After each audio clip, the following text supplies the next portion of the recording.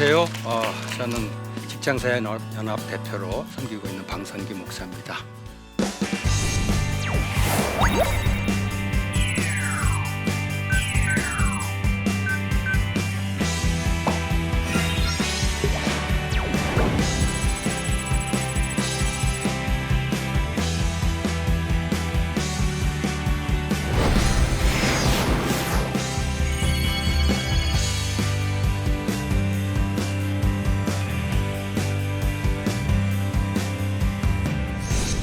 지난주에 우리는 일이 예배라는 걸 함께 나눴습니다. 근데 오늘은 일이 예배일 뿐 아니라 좀 더 넓게 우리의 삶이 예배가라는 것을 말씀을 드리고 싶어요. 특별히 일터에서의 삶이 하나님께 예배가 된다. 로마서 12장 1절에 보면은 너희 몸을 거룩한 산제사로 드리라. 그 다음에 뭐라고 그러냐면 이는 너희 드릴 영적 예배니라.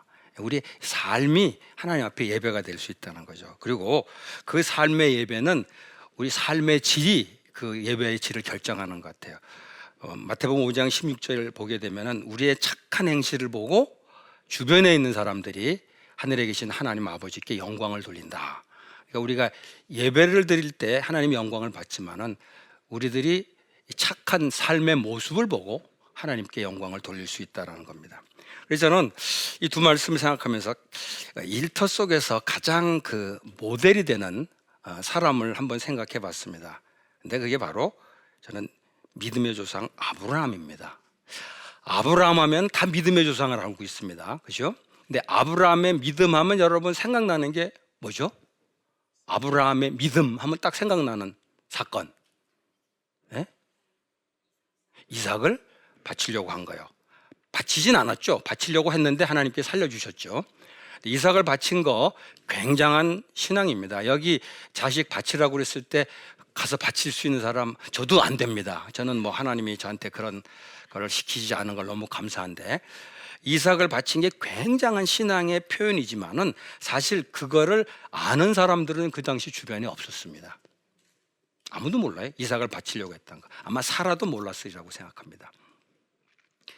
그러면 주변에 있는 사람이 아브라함을 보고 믿음의 사람이라는 걸 어떻게 알았을까? 이삭 바치는 건 몰라요. 제사 드리는 거 보고 아마 조금 그랬을지 모르겠어. 이상 희한하게 제사 드리네. 그러나 그거 보고 그 사람의 믿음을 정확하게 알기는 어려웠을 것 같아요. 그런데 창세기 21장 22절에 보면 아주 중요한 말씀이 나옵니다. 주변에 있던 사람이 아브라함을 보고 이렇게 말합니다. 네가 무슨 일을 하든지 하나님이 너와 함께 계시도다. 그러니까 아브라함의 직업이 혹시 뭔지 아세요? 아브라함의 직업?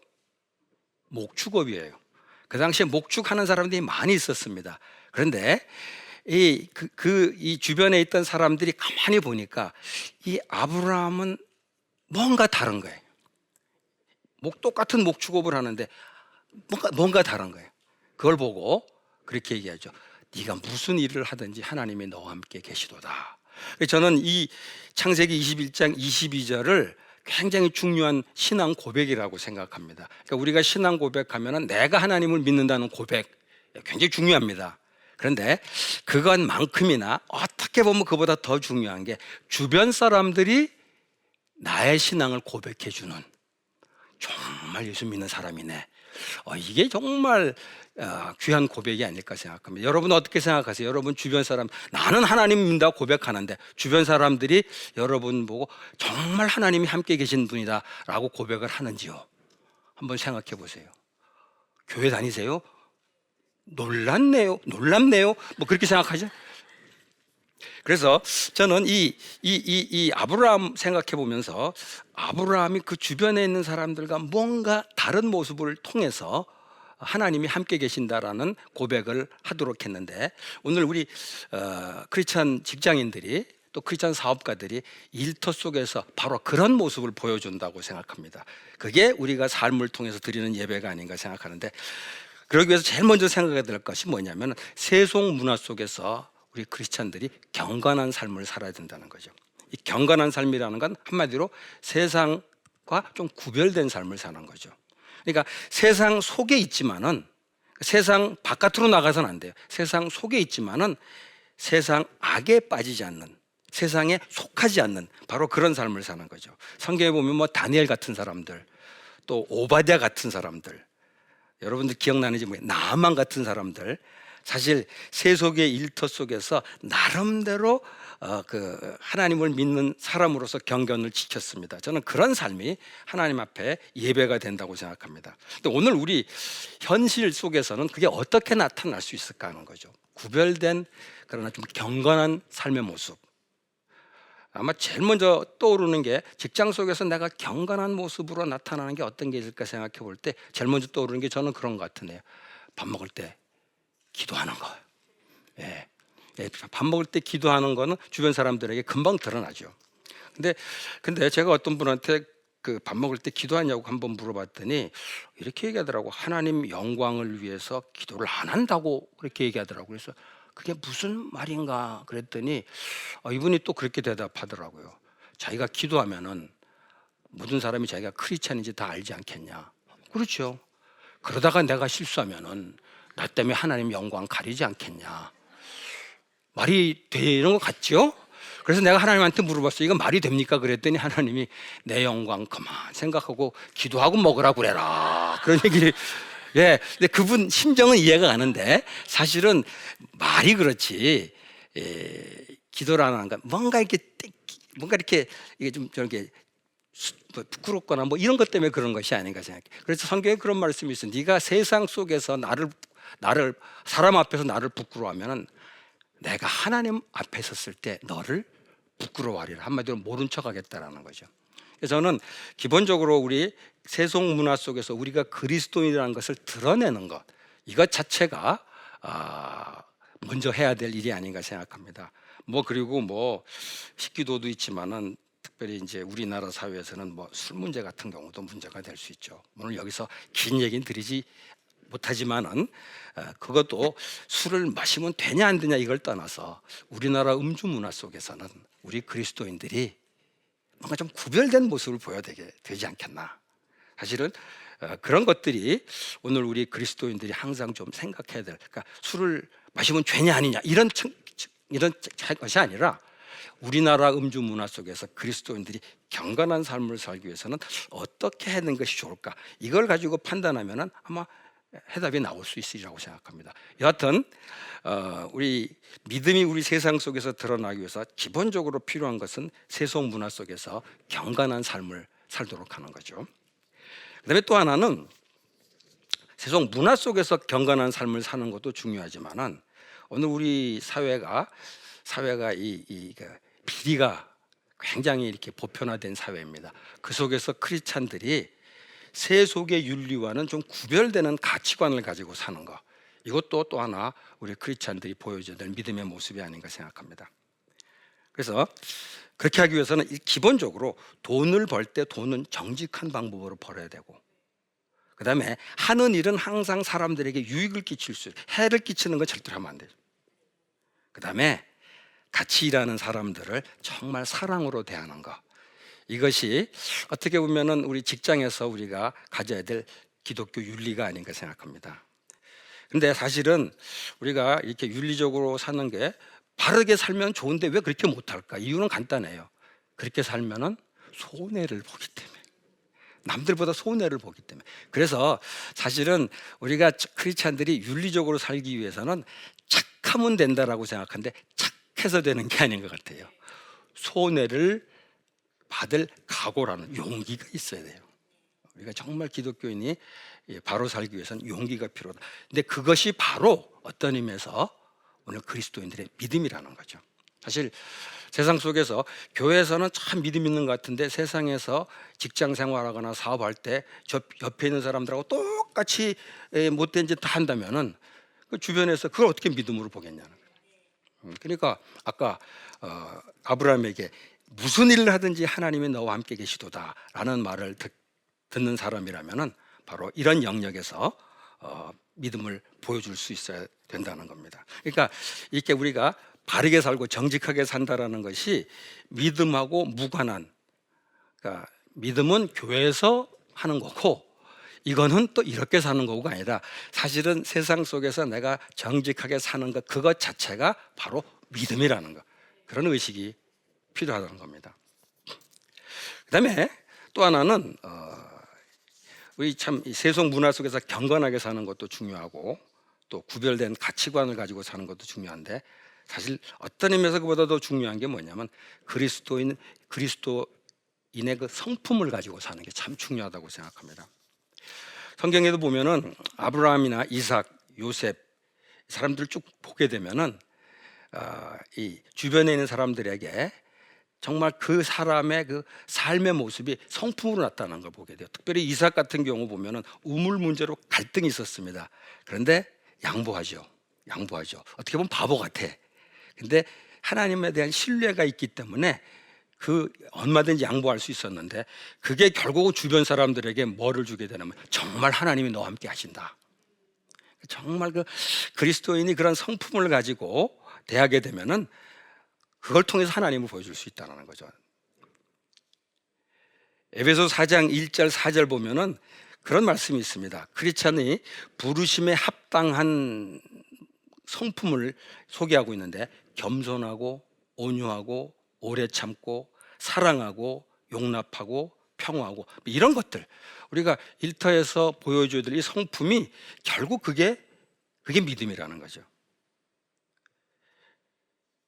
뭐 성령의 열매 9가지 열매, 이것도 마찬가지입니다. 그래서 가끔 그런 경우 있잖아요. 여러분들 주변에도 그 사람 믿음은 좋은데 성질은 좀 못됐어, 뭐 이런 사람 있죠. 본인은 아닌데. 근데 사실은 믿음이 좋은데 성질이 못됐다, 이거는 정확한 표현은 아니에요. 성질이 못됐으면 믿음이 문제가 있는 겁니다. 그러니까 그럴 때 우리가 믿음이라고 하는 것은 흔히 말하는 교회 생활, 그거는 열심히 하는데 성질이 못된 거는 사실을 믿음이 성숙지 못했기 때문에 못된 거라는 거죠. 그래서 오늘 특별히 일터 속에서 나타나야 될 믿음의 성숙한 모습은 내 성품이 점점 그리스도의 성품으로 변해가는 것, 이게 바로 중요한 것이 아닌가 생각합니다.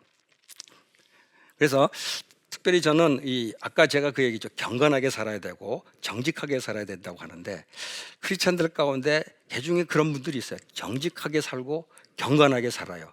그런데 그러다 보니까 믿지 않는 사람들에 대해서 약간 영적인 교만을 보여주는 수가 있어요. 저 죄인들, 혹은 뭐 심하게는 마귀 자식들 뭐 이래가지고. 근데 이건 굉장히 조심스러운, 이 부분이 굉장히 조심스러워야 된다고 생각합니다. 그래서 우리가 믿지 않는 사람들을 대할 때 또 그들이 삶의 모습을 보고 우리가 같이 살 수 없죠. 그렇게 살 수는 없어요.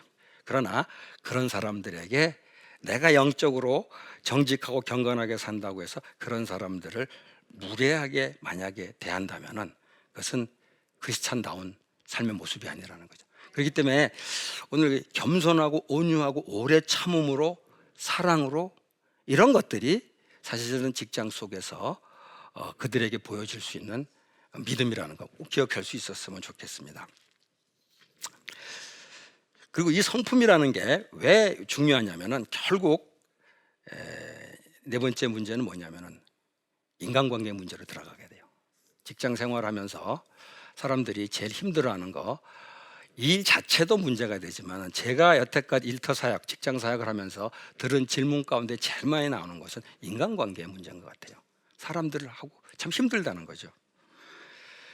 근데 그 사람들하고 힘들다고 하는데 사실 저는 해답은 없어요. 근데 성경 말씀은 분명히 우리에게 이렇게 가르쳐 줍니다. 로마서 12장 18절에 보면은 굉장히 아주 기억하기 쉬운 말씀이 있는데, 할 수 있거든 너희로서는 모든 사람으로 더불어 평화하라. 사람들하고 한마디로 잘 지내라는 거죠. 물론 그 사람하고 평화하기 위해서 내가 그 사람이 불의에 동참해야 된다, 그건 할 수 없죠. 그러니까 로마서 12장 18절에 할 수 있거든 너희로서는 모든 사람으로 더불어 평화하라, 그렇게 말하고 있어요. 그런데 그러니까 그 사람하고 함께 하기 위해서는 내가 부정을 해야 된다든가 불의를 해야 될 경우 그것은 따라갈 수가 없죠. 그러나 그렇지 않은 경우라면은 모든 상황에서 사람들하고 잘 지내는 것을 추구하도록 하라는 겁니다. 근데 사실은 이게 쉽지가 않습니다. 근데 제가 언제 한 분 간증을 들었는데, 저는 그 간증이 지금도 굉장히 은혜가 됩니다. 사람들하고 좀 잘 지내고 싶은데 그분이 그러더라고요. 그분이 원래 술을 좀 하시던 분이었어요. 그런데 그러니까 잘 지내려면 술을 해야 되는 거죠. 예. 술 마시고 막 이렇게 잘 지냈는데 이거는 크리스찬으로서 경건치 못하다는 생각이 들어서 어느 시점부터 술을 마시질 않기로 했다고 합니다. 물론 술자석엔 가지만은 근데 술을 마시지 않기로 하니까 아무래도 관계가 조금 이제 좀 이렇게 어려워지더라고 그렇게 말하더라고요. 그래서 하나님께 기도했대요. 하나님, 나는 직장에 있는 분들하고 믿지 않는 분들 다 같이 좀 잘 지내고 싶습니다. 그래서 그분들하고 잘 지내고 그분들하고 하게 좀 영향도 좀 미치고 좀 싶습니다. 근데 내가 이제 술은 이제 더 이상 안 하려고 하는데 어떻게 했으면 좋겠습니까? 이렇게 하나님께 기도를 했대요. 이거 굉장히 중요한 기도더라고요. 근데 그렇게 기도를 했는데 하나님께서 밥으로 하라 뭐 이렇게 했대요. 난 무슨 소린가 했어요. 밥으로 하라. 근데 그분이 딱 듣고 그때부터 직장 동료들한테 기회만 있으면 밥을 샀다고 그래요.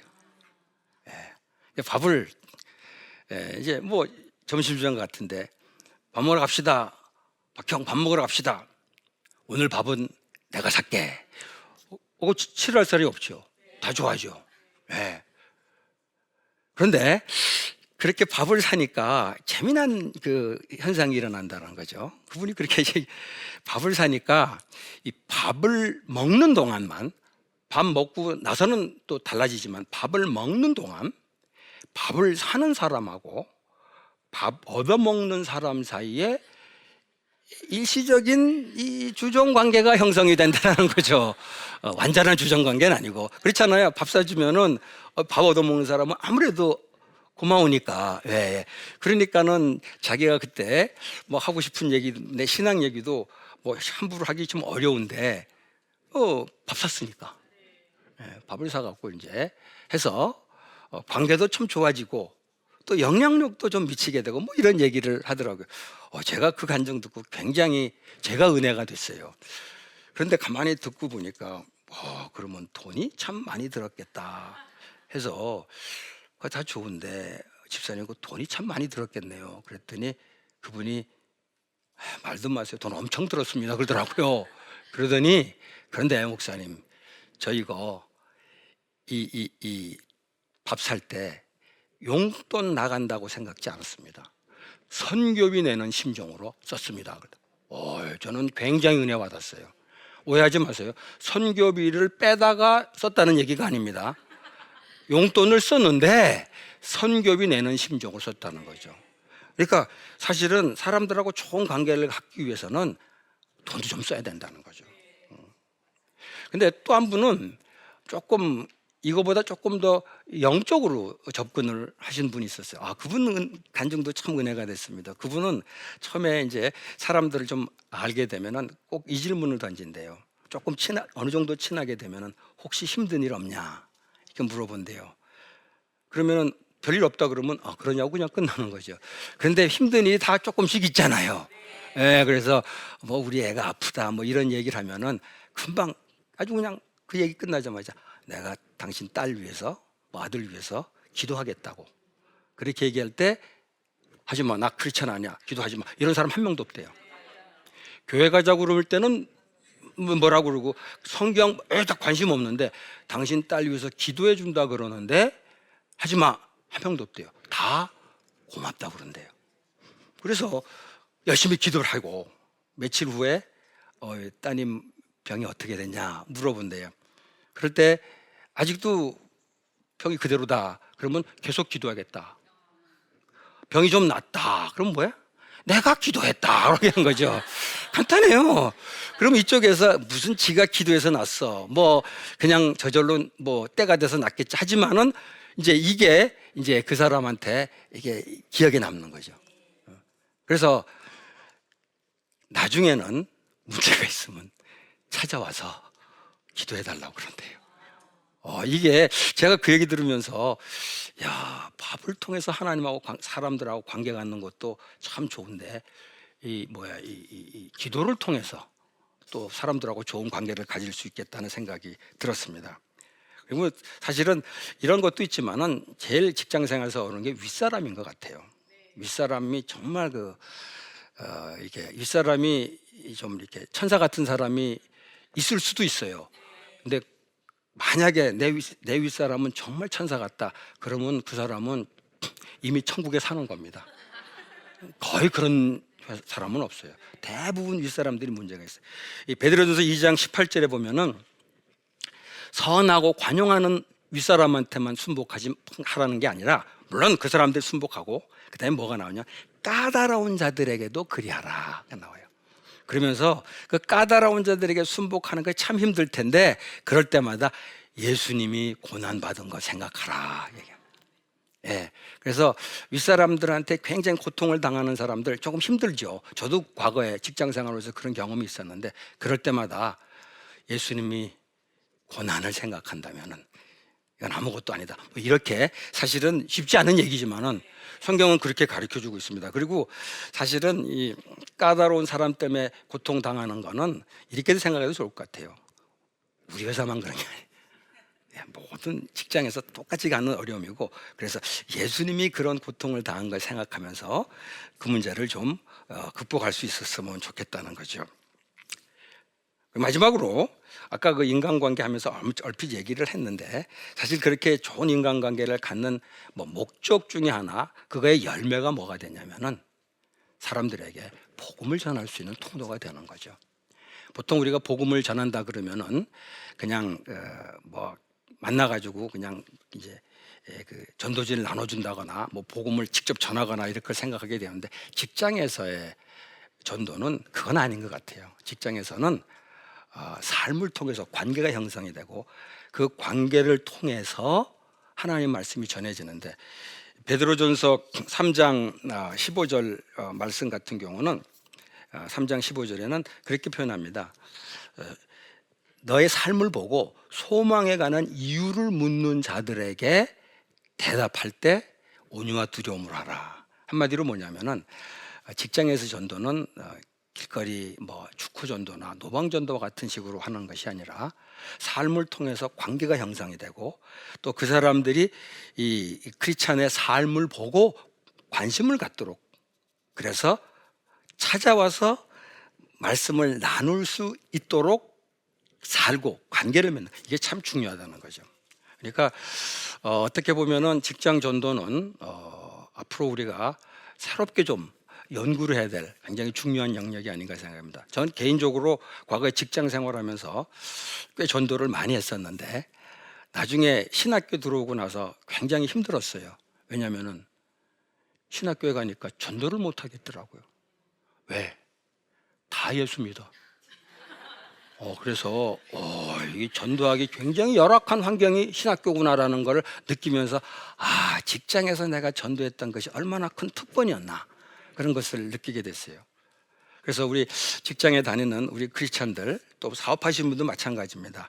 일과 관계에서 만나는 사람들에게 정말 그리스도의 사랑을 좀 잘 전하고 좋은 관계를 맺고, 그 관계를 통해서 친밀해지면은 그 관계를 통해서 조금씩 그리스도의 복음을 전하는, 그렇게 된다면은 우리 이 일터라는 것은 그냥 일에서 돈만 버는 것이 아니라 어떤 의미에서 우리 그리스도인들이 사역을 할 수 있는 사역의 현장도 될 수 있지 않겠나 생각합니다. 오늘 그래서 저는 이 일터라는 것이 일하는 곳이기도 하지만은 우리 그리스도인들이 삶을 보여줄 수 있는 곳이기도 하고, 궁극적으로는 우리 그리스도인들이 복음 사역을 할 수 있는 곳이다. 그래서 그 일터가 여러분들의 삶에서 바로 그런 일해서 돈 벌고 삶을 보여주고, 그리고 복음 전할 수 있는 그런 귀한 사역의 현장이 좀 될 수 있도록 여러분들이 수고해 주셨으면 좋겠습니다. 감사합니다.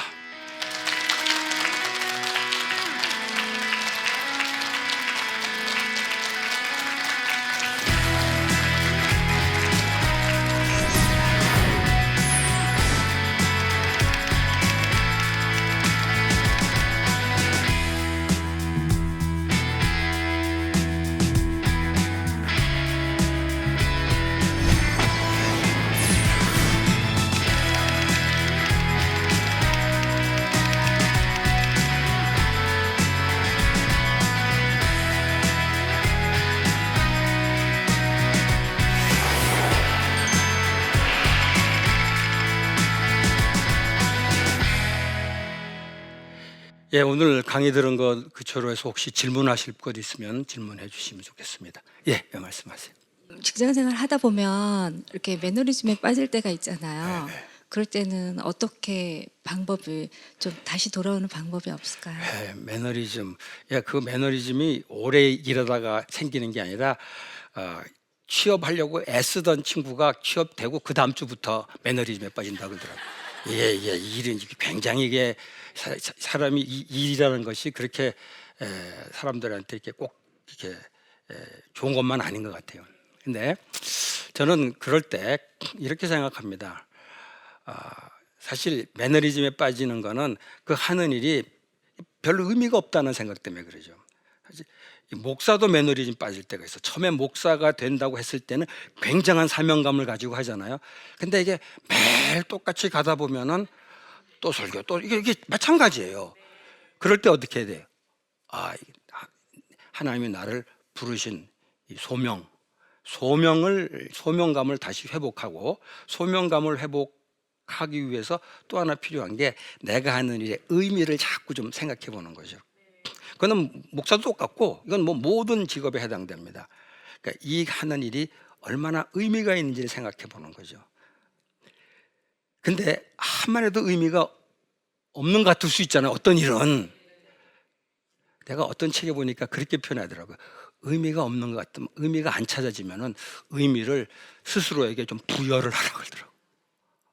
왜냐하면 정말 의미 없어 의미를 찾지 못하면은 힘들어요. 정말 의미를 부여하고, 그리고 그래도 안 되면 의미를 설득하고. 그래서 어쨌든 근데 그렇게 하다 보면은 조금씩 생기죠. 그래서 어떤 분은 그런 간증을 하더라고요. 이 시체 그 만지는 분들, 그 사실 그 좀 우리가 일반적으로 생각해 그런 일인데 그분이 그렇게 고백을 하더라고요. 한 사람이 마지막 가는 길을 깨끗하게 해주는 일, 거기 의미를 찾으니까 갑자기 그게 멋있더라는 거죠. 그래서 의미를 찾고 의미를 부여하고 의미를 설득하고 그래야지 조금씩 이 매너리즘의 문제가 풀릴 수 있지 않겠나 생각합니다. 우리 크리스천들이 대부분 교회사에서는 믿음 생활을 잘합니다. 그런데 사실 교회 밖에서 특별히 일하는 곳에서는 그 믿음이 제대로 드러나지 못할 때가 많이 있습니다. 오늘 그게 우리 한국 교회가 당하는 일종의 비판이기도 하고 또 공격이기도 한데, 오늘 우리 그리스도인 한 사람 한 사람이 교회에서 믿음 생활한 것처럼, 아니 그 이상으로 직장 속에서 내 삶을 통해서 믿음을 주변 사람들에게 보여주는 그런 삶을 살 수 있었으면 좋겠습니다. 감사합니다.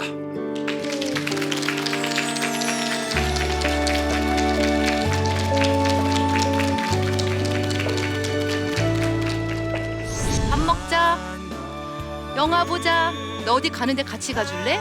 근데 이 사람의 심리는 나는 그런 거 없어, 그냥 쿨하게 그냥 밥 먹고 차 마시고 이렇게 하면 돼. 누가 봐도 둘이 정말 연애하는 것 같았어요. 그래서 저 두 사람 정말 결혼할 거야 라고 기대를 했는데, 썸은요 서로 좋은 모습만 이렇게 보이려고 하는 그런 부분이 있습니다. 그러나 우리가 사랑은요, 하나님이 우리를 사랑하실 때 우리가 죄인이었고요, 우리가 연약한 사람이었고요, 우리가 원수되었던 사람입니다. 그럼에도 불구하고 우리를 사랑하시고 우리를 선택하시고 하나님의 사랑을 부어주셨습니다.